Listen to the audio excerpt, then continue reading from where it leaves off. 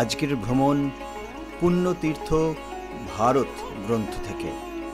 এটি বেলুড় মঠের সংঘাধ্যক্ষ কর্তৃক সর্বস্বত্ব সংরক্ষিত। রচনা রামকৃষ্ণ সংঘের প্রয়াত সন্ন্যাসী স্বামী দিব্যাত্মানন্দজি মহারাজ। গ্রন্থ পাঠে শ্রী দেবজিৎ বর্মন। ভগবত পথের পথিকদের কাছে ভারতের হিন্দু তীর্থস্থানগুলির আকর্ষণ প্রবল ও চিরন্তন। এর সঙ্গে দুর্গম তীর্থগুলির দর্শনের মধ্যে অ্যাডভেঞ্চার মনোভাবের পরিতৃপ্তি, নৈঃশব্দ সৌন্দর্যের রূপ উপভোগ থাকে। দিব্যাত্মানন্দজির বিবরণে সব দৃষ্টিভঙ্গিরই ছোঁয়া রয়েছে, তবু প্রধানভাবে ফুটে উঠেছে জ্ঞান অনুসন্ধিৎসু এক ভক্ত সন্ন্যাসীর পর্যবেক্ষণ। 1348 বঙ্গাব্দে তিনি ভারতের তীর্থাদি ভ্রমণ করেছিলেন। লিপিবদ্ধাকারী পুস্তক প্রকাশিত হয় 1370 বঙ্গাব্দে। তাই বর্তমানে স্থানগুলির রূপের বা ভাবের পরিবর্তন হয়েছে। এই পরিবর্তন মহাকালের প্রতি পদক্ষেপেই ঘটছে। নিত্য পরিবর্তন আছে বলেই এই সংসার জগৎ নামে অভিহিত।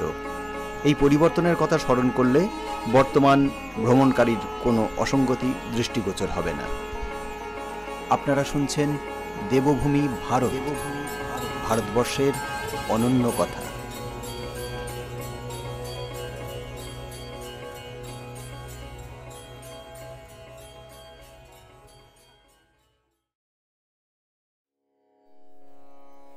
পুণ্যতীর্থ ভারত গ্রন্থের আজকের তীর্থ কামাখ্যা। কামাখ্যা আসামের একটি মহাপীঠস্থান। ভারতের নানা দেশ হইতে বহু লোক মায়ের দর্শন করিতে আসিয়া পরম শান্তি লাভ করিয়া যায়। ছোটবেলা হইতে জনরব শুনিয়াছি যে কামরূপ কামাখ্যাতে গেলে কেহ আর ফিরিয়া আসে না। মনে খুবই ভয় ছিল। যখন জানিতে পারিলাম কামাখ্যা ভারতের 51 পীঠের অন্যতম, তখন দর্শনের বাসনা জাগিয়া উঠিল। একাই দর্শনে যাইব ঠিক করিলাম। চাঁদপুর হইতে সুরমা মেলে রাত্রি 10টায় ট্রেন ধরিয়া পরদিন ভোরবেলা বদরপুরে গাড়ি বদল করিলাম। গাড়ি বহু পাহাড়, নদী, জঙ্গল ও সুড়ঙ্গ অতিক্রম করিয়া লামডিংয়ে আসিল। এখানে গাড়ি বদল করিয়া বেলা 10টায় গৌহাটি আসি। এখানে থাকিবার কোনো স্থান নাই। কামাখ্যায় পাণ্ডার সঙ্গে স্টেশনে দেখা হইল। তাহারই সঙ্গে কামাখ্যা স্টেশনে আসিলাম। সম্মুখেই পাহাড়, পাহাড়ের উপরে মায়ের মন্দির। পাণ্ডাজির সঙ্গে আস্তে আস্তে পাহাড় চড়াই করিয়া পাণ্ডাজির বাড়িতে আসিলাম। পাহাড়ের রাস্তাটি ভালো ছিল না।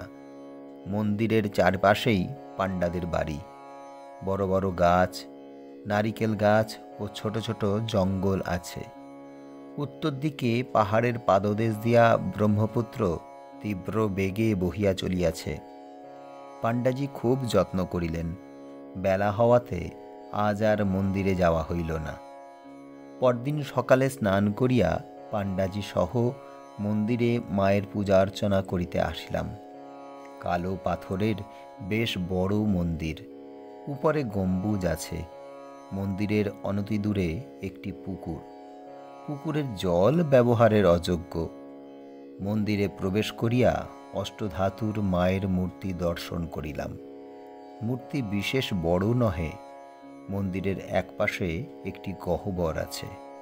একটি স্থান টোপর দিয়ে ঢাকা। এইটি মায়ের পীঠস্থান। পূজারী এইখানেই পূজা করিতে বলিলেন।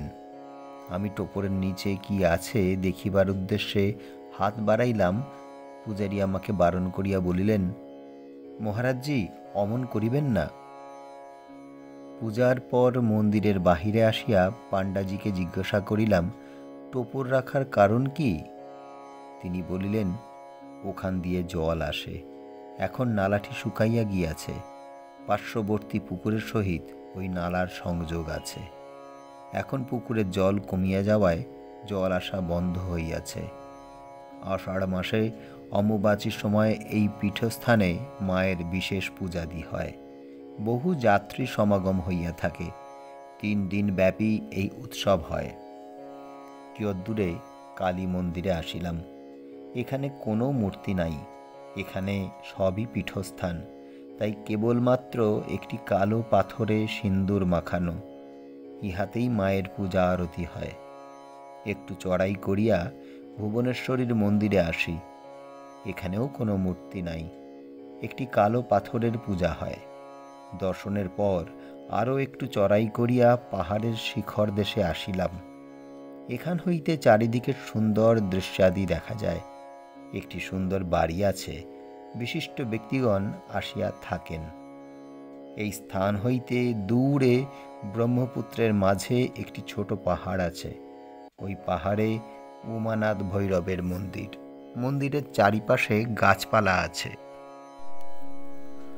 উহা গৌহাটি শহরের অনতি দূরে। নৌকায় যাত্রীদের পারাপার করা হয়। ব্রহ্মপুত্র ভয়ঙ্কর রূপ ধারণ করিলে নৌকা চলাচল বন্ধ হইয়া যায়, এমনকি নৌকাডুবির সম্ভাবনাও থাকে। এই উমানাথই কামাখ্যা দেবীর ভৈরব।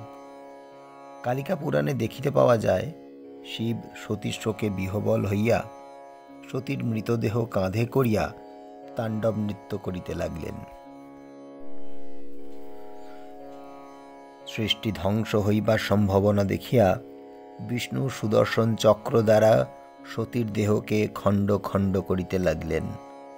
ইহাতে সতীর দেহ ৫১ খণ্ডে খণ্ডিত হইয়া পুণ্যভূমি ভারতের নানা স্থানে পড়িয়াছে।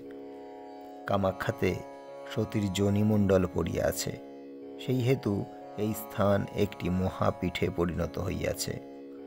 কালিকা দেবীর অন্য নাম কামাখ্যা, তাই এই স্থানের নাম কামাখ্যা ক্ষেত্র। योनिपीठं कामगीरौ कामाख्या तत्र देवता यत्रास्ते माधवः साक्षादुमानन्दो हतभैरवः।